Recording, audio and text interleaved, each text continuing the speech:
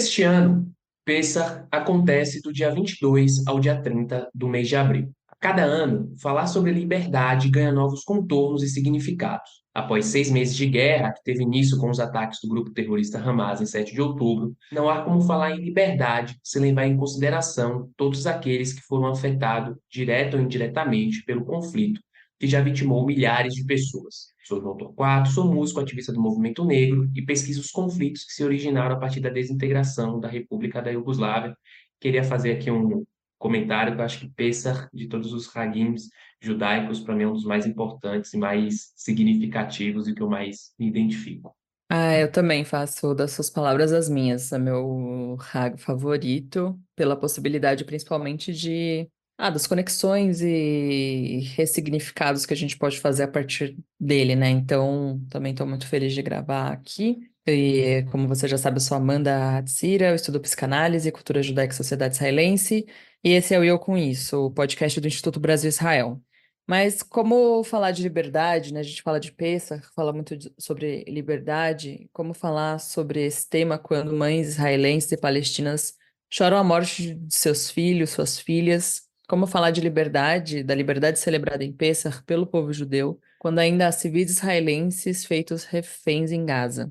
Para refletir sobre isso com a gente, né, nada fácil esse tema, a gente convidou hoje o Moré Tel Hotz. Ele faz parte do Rabinato da CIP, a Congregação Israelita Paulista, é historiador hebraísta e também podcaster, está em casa aqui. Tel já esteve com a gente e é um prazer te receber de novo. Tel, muito obrigada mesmo por aceitar o convite para falar com a gente, com nossos ouvintes. Prazer é todo meu, Amanda, João. É sempre bom estar de volta aqui no estúdio com vocês.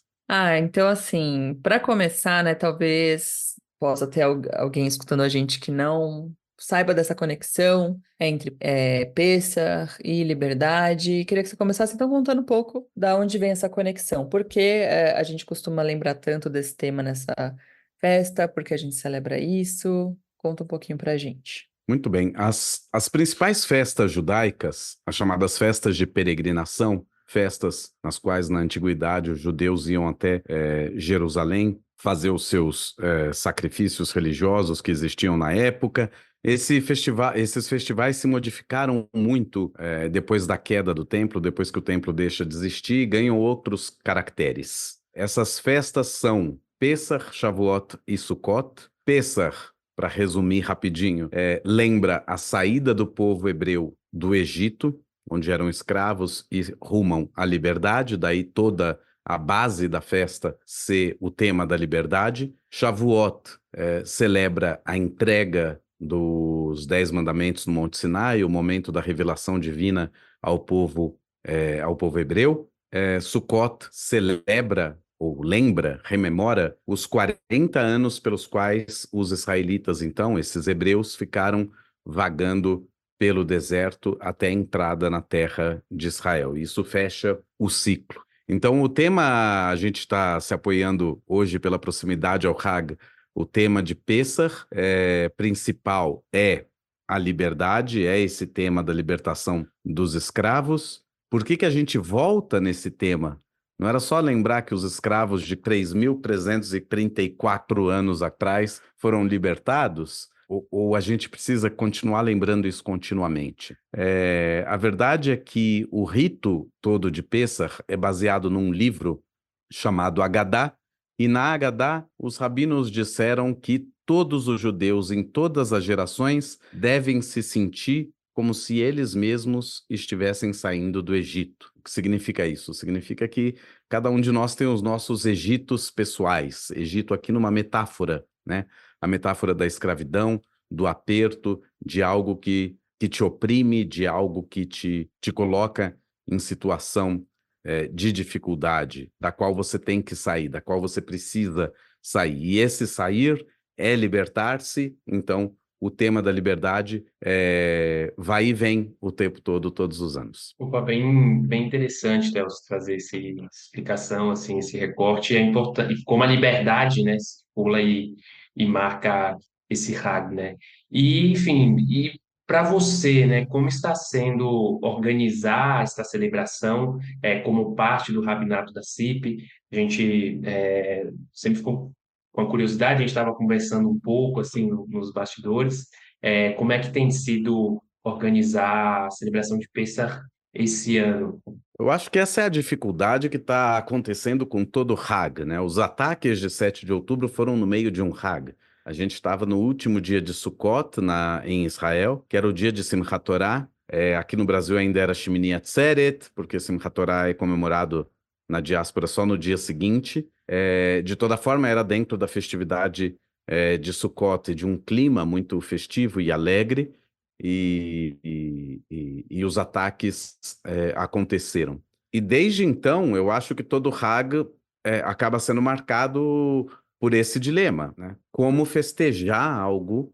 Todos os Hagim judaicos são repletos de alegria. Num primeiro momento, ninguém achou que uma guerra que se seguisse, uma ação israelense que se seguisse, fosse durar mais do que 3 ou 4 semanas. No primeiro momento, era isso que as pessoas aventavam na TV israelense e alguns e os populares, né? O povo em Israel imaginava isso, porque em geral essas ações acabam levando tempo dessa forma. E aí ninguém muito pensou nisso, porque logo depois de Simchat Torah, fica 1 mês e meio sem Hag nenhum. O próximo Hag vai acontecer ali quase 2 meses depois, que é Hanukkah. Só que já no final da primeira semana da guerra, as notícias já eram outras, os analistas falavam outras coisas, o gabinete que estava se formando para a guerra já estava falando sobre a possibilidade disso se tornar uma guerra longa, de que ela fosse chegar até o final de dezembro. Então a gente já começou a pensar, Hanukkah não vai ser celebrado da mesma forma. E aí já começa a dificuldade. Uma festa alegre, cheia a comida típica são sonhos, então como celebrar isso? E foram passando os meses e, na verdade, a guerra não terminou, ela continua se estendendo, com perdas enormes do lado do efetivo israelense, que se encontra em Gaza lutando, do lado palestino, os habitantes civis em Gaza, que sofrem com a guerra, como se sofre em qualquer conflito, em qualquer guerra, e isso é terrível. E ainda com o dilema e o problema principal, que é o resgate desses sequestrados que ainda estão dentro da faixa de Gaza, alegadamente em poder do Hamas, mas a gente não sabe se o Hamas não redistribuiu a outros grupos, como a Jihad Islâmica, por exemplo, ou outros menores grupos que existem lá, que se juntaram a essa ação. O fato é que algumas negociações indiretas estão acontecendo e a gente não tem muita resposta, e eu tenho muito receio de que já não se saiba mais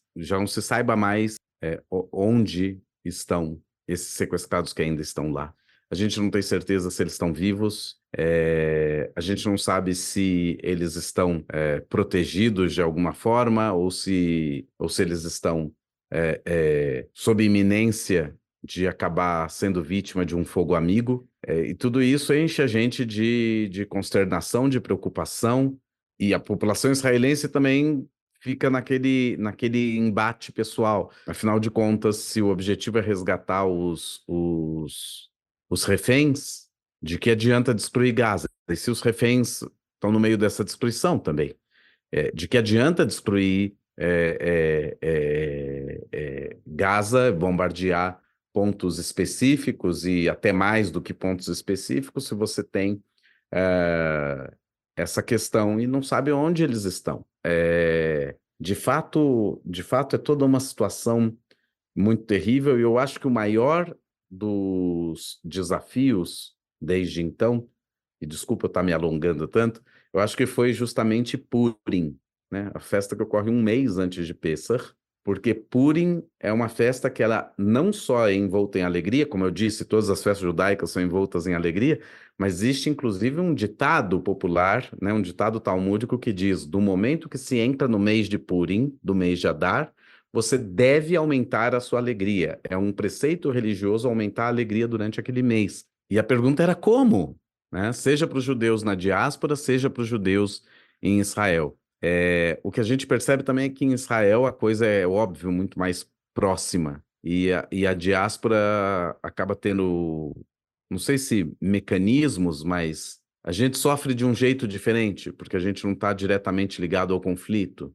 Quer dizer, por mais que a gente tenha essa ligação com Israel, e eu estava lá no dia dos ataques, eu estava morando em Israel já há 6 anos, e fiquei lá até ainda 1º de novembro, e vivenciei isso, e vivenciei as sirenes e tudo mais.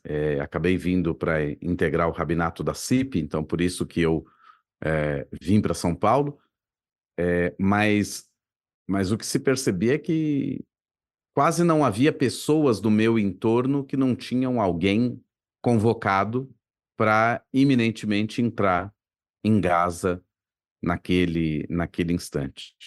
Então esse já foi um grande desafio. Na época da preparação para Purim, eu perguntei para alguns rabinos de lá, como que vocês vão fazer? É uma festa que a gente se fantasia, uma festa que a gente tem muita música, uma festa que tem uma celebração muito diferente, muito grandiosa. E o rabino me deu umas dicas. Ele falou: olha, a gente pediu para a comunidade guardar a sua melhor fantasia para o ano que vem, usar suas máscaras ou uma fantasia simbólica, não usar os instrumentos que a gente usa em Purim, mas sim fazer os barulhos com os pés e celebrar, lembrar Purim dentro de um contexto de uma alegria mais contida. Por outro lado, lembrar que as crianças precisam também desse momento. Então é uma dicotomia muito grande.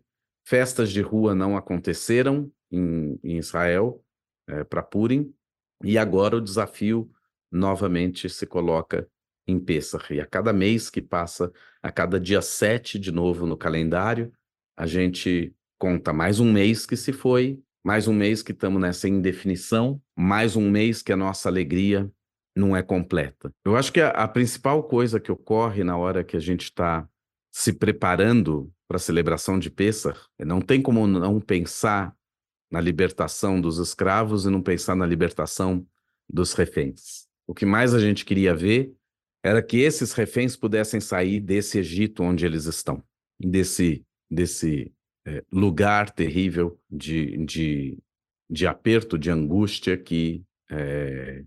em que eles se encontram nesse momento. E o grande desafio é, dentro dessa alegria de Pêssar, hoje tem algo muito concreto, porque uma coisa é o metafórico, o Egito metafórico. Para essas pessoas, esse Egito é muito concreto, e de certa forma, para cada um de nós, quando a gente pensa nisso, esse Egito se tornou extremamente concreto. É estranho ficar falando Egito, porque na verdade o Egito não tem nada a ver com esse conflito. Aliás, Gaza faz divisa tanto com Israel quanto com o Egito, então justamente o Egito e Israel têm que colaborar em muitas coisas que dizem respeito a Gaza, ajuda humanitária, transferência de dinheiro, isso desde 1967 tem sido assim, e continua, e sobretudo desde a saída de Israel, da desocupação de Gaza, já há 17 anos, quase 17 anos.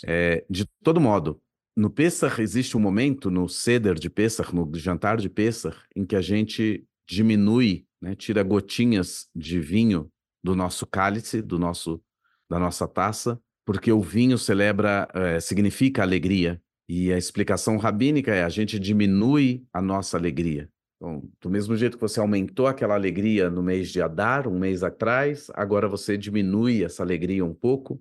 E a ideia é: mas se é a libertação, não tem alegria maior. E os rabinos falam: mas e quantas pessoas tiveram que pagar um preço por conta da intransigência do faraó? Quantos daqueles egípcios sofreram algo indireto, sofreram com as pragas, sofreram com a praga da morte dos primogênitos, muitos deles que foram afogados no mar porque faziam parte do exército do faraó, e tudo pela intransigência do faraó.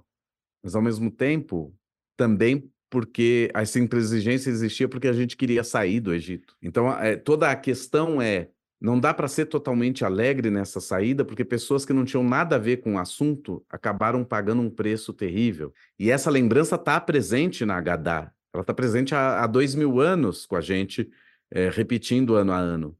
E aí, então, tem esse outro lado, porque de um lado a gente tem a libertação dos nossos cativos atuais de Gaza, mas ao mesmo tempo a gente tem as pessoas que não têm nada a ver com o pacto que estão pagando esse preço, seja dentro da população civil palestina em Gaza, seja entre os nossos soldados. Porque sim, são soldados, sim, são militares, mas ninguém estava esperando sequer uma guerra, ninguém estava esperando uma guerra nessas proporções, e ninguém, de fato, fica feliz em mandar um filho para a guerra. E nenhum soldado fica feliz de ter que ir para a guerra.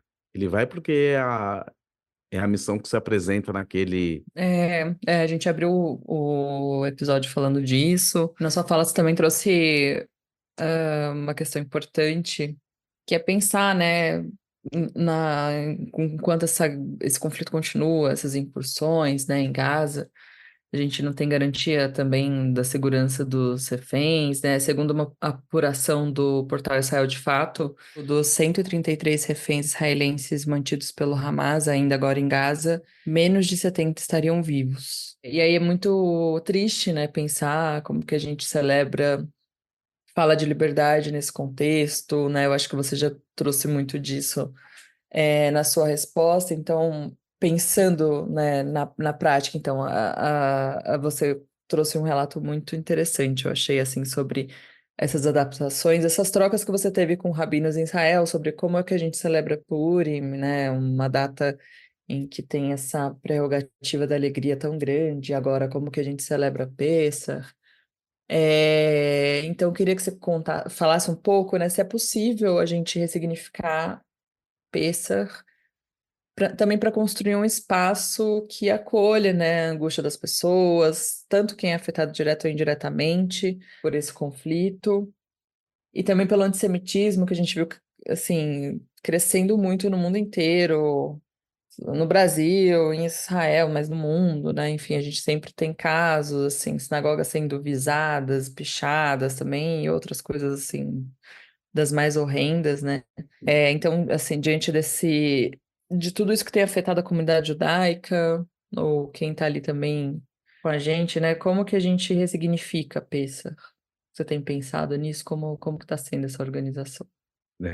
Aqui você tocou num ponto muito interessante. Antes eu tinha falado como na diáspora as pessoas estão distantes, de certa forma, do dia a dia israelense. E muitas vezes não conseguem nem compreender o que está se passando na cabeça do israelense.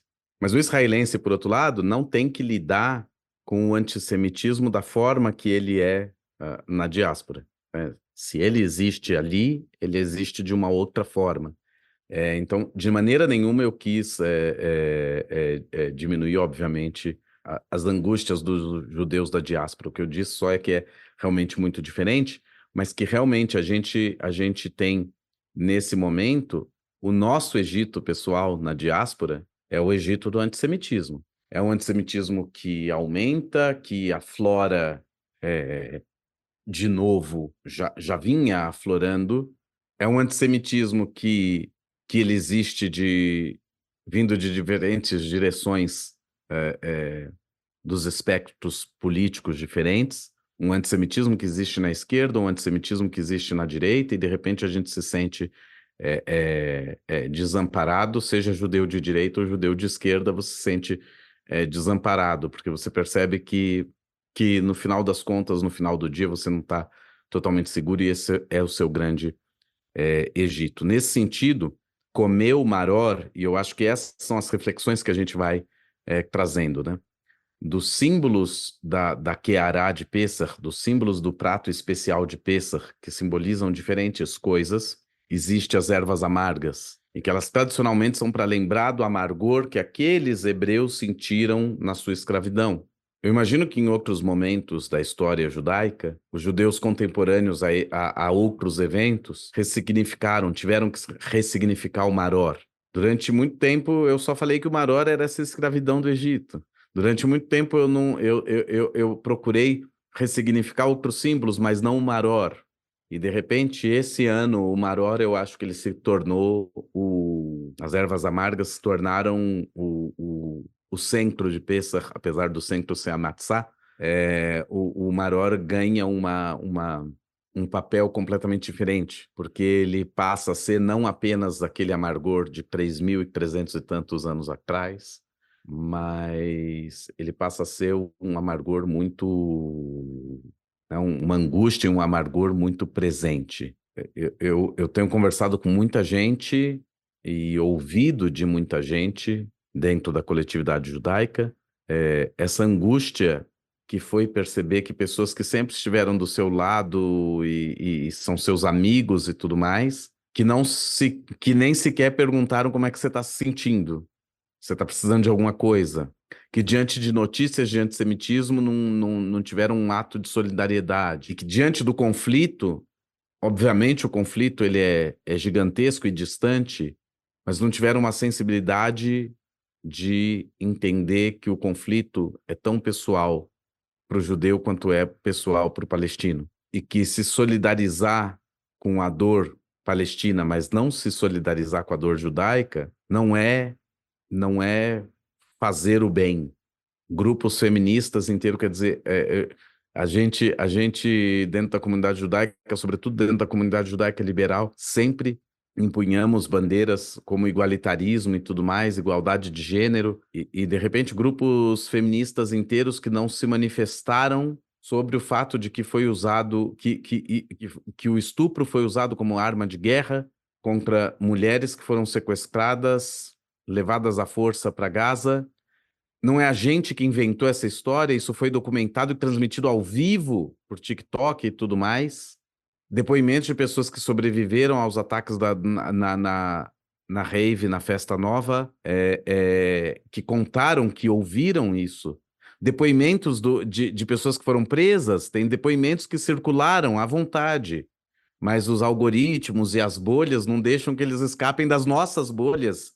Então essas pessoas simplesmente não viram também pessoas terroristas que foram presos admitindo o que fizeram, que estupraram mulheres, que estupraram inclusive mulheres mortas já, e nada, nenhuma palavra. Esse é o amargor. Esse é um maror muito difícil de engolir. Esse é um maror, tradicionalmente a gente coloca o maror na matzá, mergulha o maror, né? Com um pouco de haroset, que é essa pasta que a gente faz, que relembra a argamassa com a qual os hebreus faziam os tijolos. Ela geralmente é uma pasta doce. E a gente usa ela no meio do maror para tentar suavizar o amargor do maror, mas também para lembrar que nem tudo é amargura, porque sempre existe algum espaço para algo doce. Mas eu acho que esse ano, uma coisa que a gente pode pensar em fazer na hora de Achilat Maror, na hora da mitzvah de comer o maror, quando a gente fizer essa brachá, a gente comer unicamente a erva amarga. Porque nesse momento, nesse ano, infelizmente, a gente não tem como colocar um pouco de haroset no nosso maror. Ele ainda é muito amargo e difícil de engolir. Muito forte, sim, importante essa reflexão, essa questão que você traz, assim, e disso, né, de que como organizações, setores e pessoas, né, particular, e eu digo do campo progressista mesmo, que sempre se colocaram como defensores dos direitos humanos, de minorias, de certas causas, se negam, né, a aceitar o que aconteceu, os relatos, né, de violações, tanto com mulheres, com as crianças que estavam no kibbutzim, nos jovens, nas festas, né? A gente entrevistou aqui o Rafael Zimmermann, né, que é um dos sobreviventes da Festa Nova, a Festa Rave que acontecia no sul de Israel. E o que me pega, né, eu até falo bastante sobre isso com a Dani, que além dessa negação, né, dos fatos, dos relatos, das testemunhas, tem um ponto de um certo antissemitismo também nessa negação, né, de colocar o judeu como se fosse uma grande conspiração, como se o próprio exército de Israel, e a gente não que não houve erros, fogo amigo, enfim, a gente não está negando isso, mas como se tudo fosse orquestrado pelo próprio exército de Israel, pelo próprio Estado de Israel ali, dá essa impressão, né, de que do caráter antissemita nessa fala e nessas falas, né, de não aceitar os relatos, de não acreditar no que aconteceu, e é meio, às vezes eu me sinto assim, e eu fico imaginando as pessoas que passaram por isso, é angustiante, né, de você falar para o mundo, falar para as pessoas, e organizações e setores que deveriam te acolher, não te acolhem, não acreditam, é muito angustiante isso, né? Sempre tem a angústia, no caso do estupro, e aqui enfim, eu não vou falar mais do que precisa ser falado, porque eu não estou nem no meu lugar de fala, mas a gente lê de como, sobretudo mulheres, mas também homens que são vítimas de violência sexual, como que o mais difícil é lidar com o fato de que as pessoas negam ou se recusam a acreditar ou culpabilizam você que foi a vítima, e o quanto isso é uma cultura que precisa mudar. E de repente a gente acha que isso está na cabeça de todo mundo, de que essa cultura precisa mudar, e os próprios, né, os volantes dessa mudança fazem exatamente isso com você. Não é só não acreditar, é desacreditar, que é um pouco pior. Porque as falas são no sentido de elas estão mentindo, isso não aconteceu. Então, não é só dizer eu não acredito que tenha acontecido, é dizer que a vítima está mentindo. É de um amargor sem igual.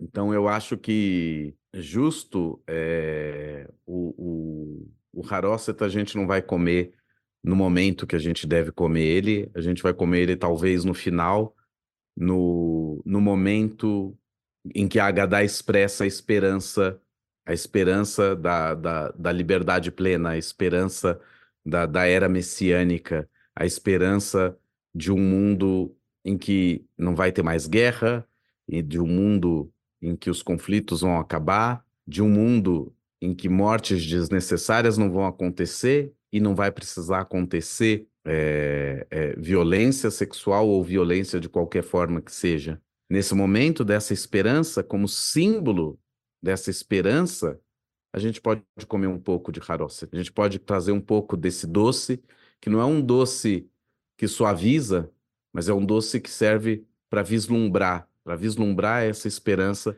que a gente tem. E aí eu faço o paralelo com o outro episódio que eu gravei com vocês, que foi antes desses ataques terríveis, que foi em Rosh Hashanah. Em Rosh Hashanah, a gente come maçã com mel como desejo de que o ano seja bom e doce. Então, agora a ideia é comer o haroset no final do Seder, como uma ideia, como uma esperança de que a gente possa vislumbrar esse doce ainda no futuro. E que seja breve.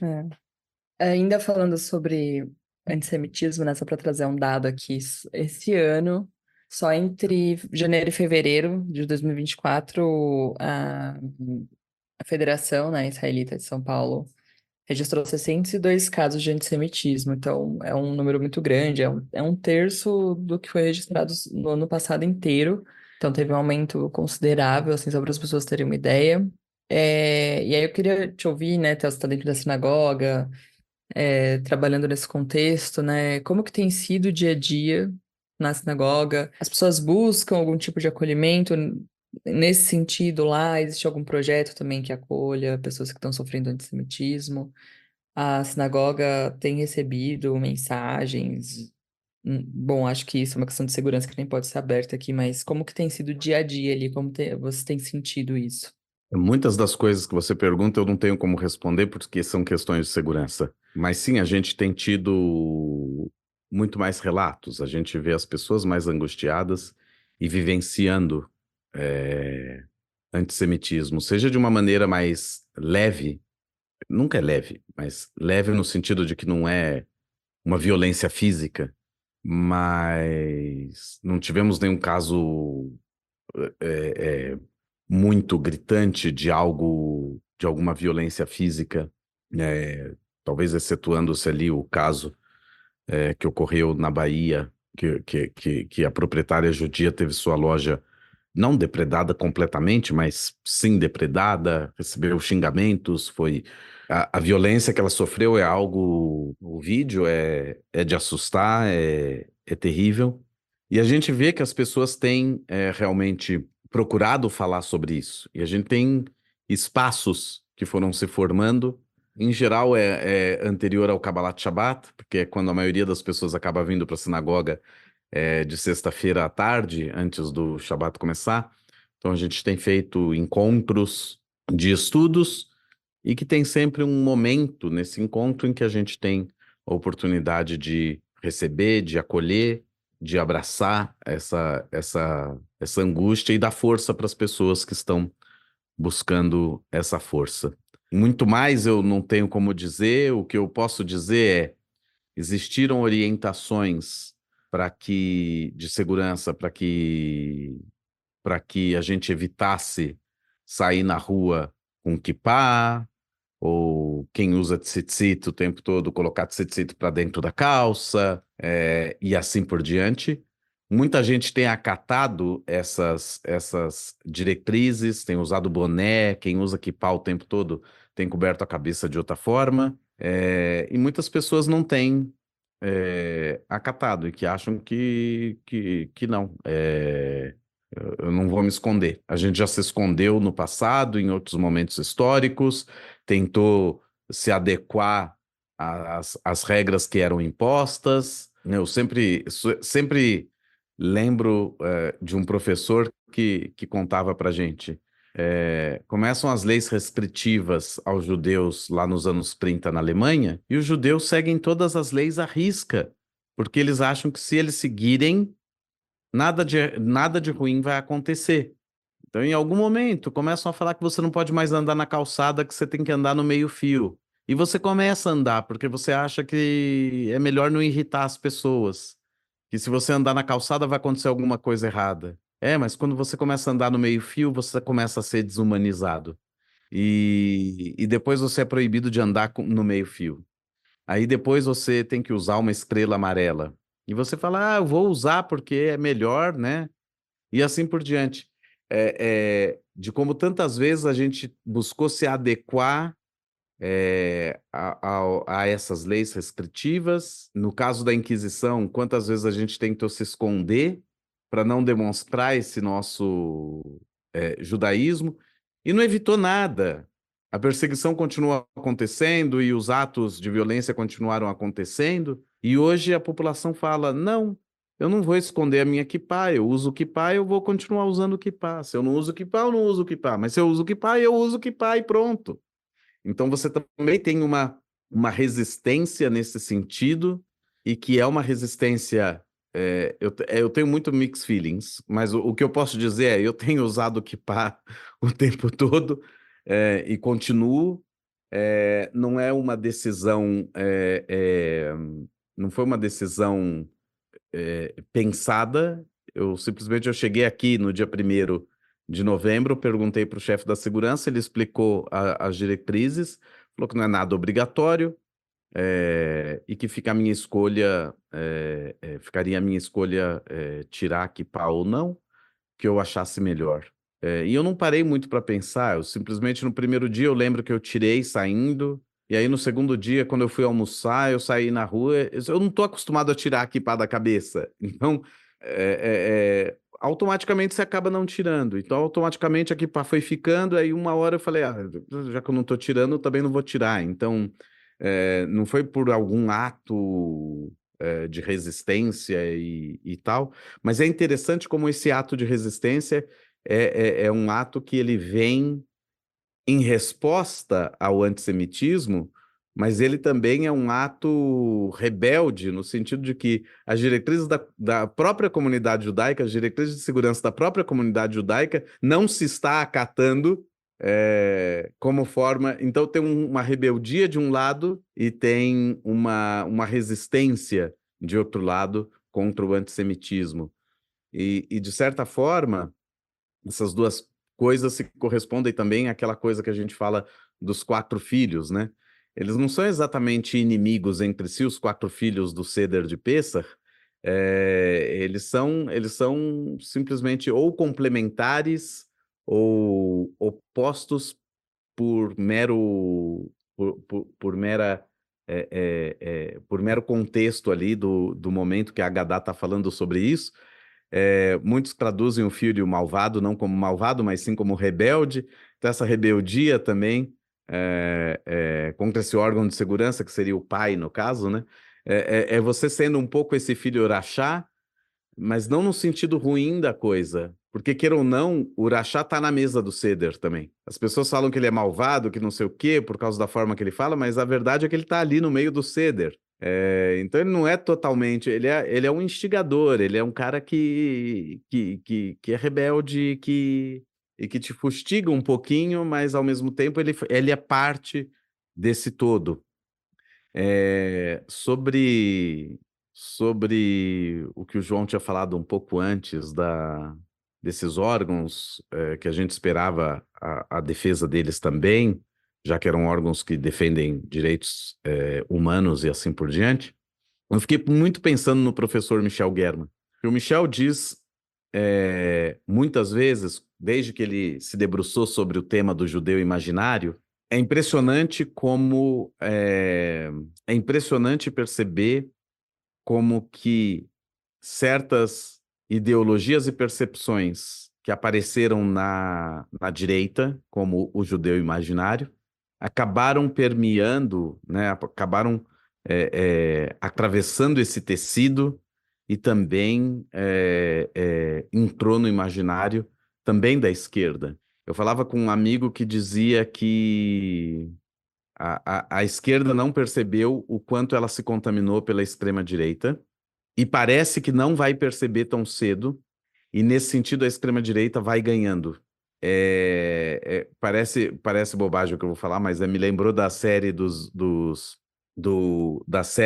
da Marvel, dos agentes da Shield, né? Que fala muito sobre como a Hydra ela vai se infiltrando justamente dentro das instituições que combateriam a própria Hydra, e elas se tornam parte dessa Hydra.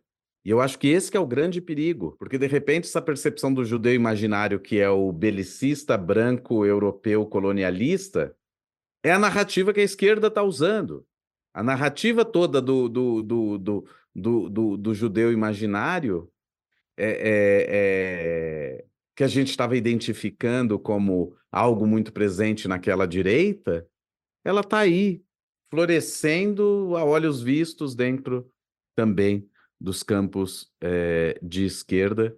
O Pedro Doria dizia, num evento que a gente fez com ele aqui na CIP, ele dizia: você, judeu de direita, que teve suas brigas e discussões com seu amigo judeu de esquerda, para de brigar, só dá um abraço nele. Porque tá muito difícil hoje ser um judeu de esquerda. Tá difícil.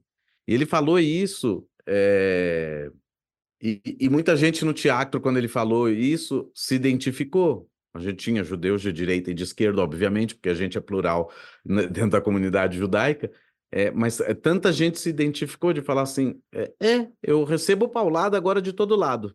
E de repente os judeus de direita falando, a gente também recebe paulada de todo lado.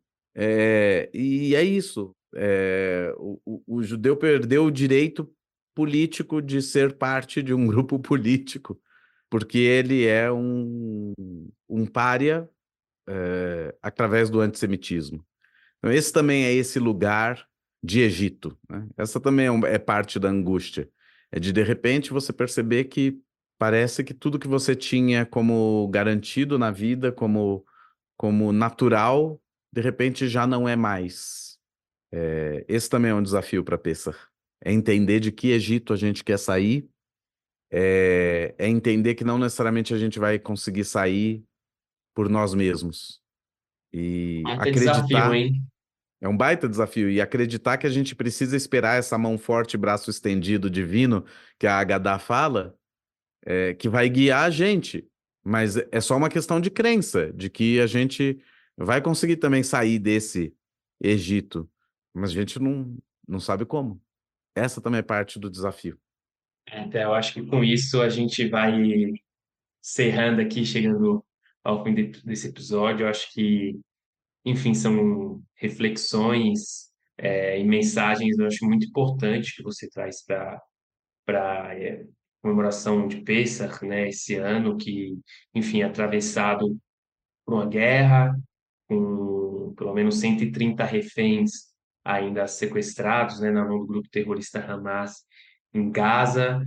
E, para além disso, como você bem colocou aqui, os desafios, né, que nós, judeus, judias na diáspora, seja de direita, seja de esquerda, seja de centro, enfim, eu acho que de todos os espectros políticos a gente está enfrentando e está vivendo e, enfim, né, e é importante a gente ressignificar e refletir sobre, não só sobre esse ano em si, mas os próximos anos que virão, a gente, enfim, sempre vai estar lembrando desse ano que a gente comemorou, passou, Pêssar ali com 130 reféns sequestrados em Gaza e os desafios que a gente teve, como, enfim, ao longo da história, o povo judeu também fez em outros momentos complexos, né, que infelizmente o nosso povo enfrentou.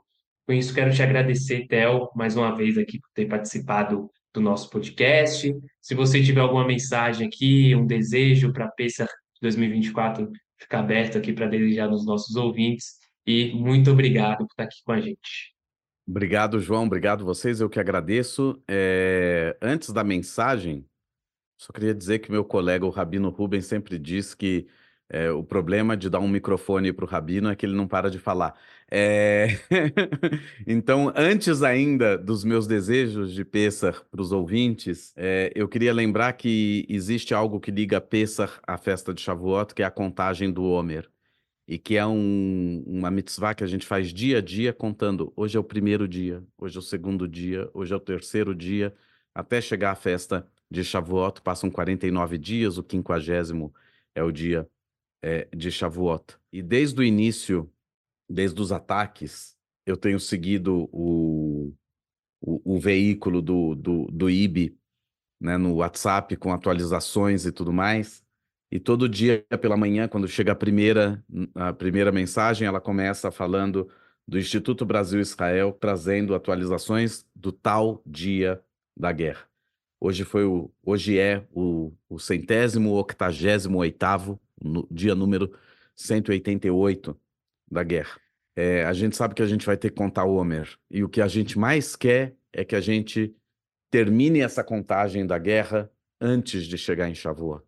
Que a gente possa, em algum momento, interromper essa contagem, podendo trazer para casa os reféns. Esperemos com vida, mas se não for com vida, também trazer os nossos reféns de volta. A gente precisa recuperá-los. Com tudo isso e com toda a angústia e Egito e amargor que a gente ainda carrega, a gente não consegue deixar de lado aquele nosso otimismo judaico, da esperança de que tudo um dia vai ser melhor. Esse é o grande case de sucesso do judaísmo, é a invenção da figura messiânica, né? Da figura do dias melhores virão, é a figura da era messiânica.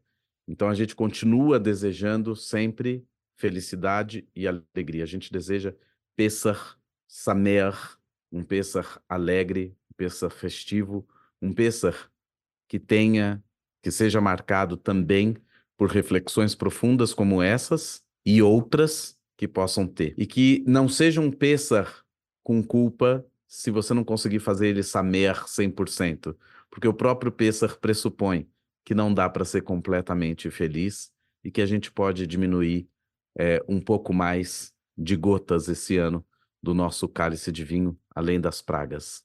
Pessach Sameach. Pessar Sameach para todo mundo, até o João, todo mundo que ouve a gente.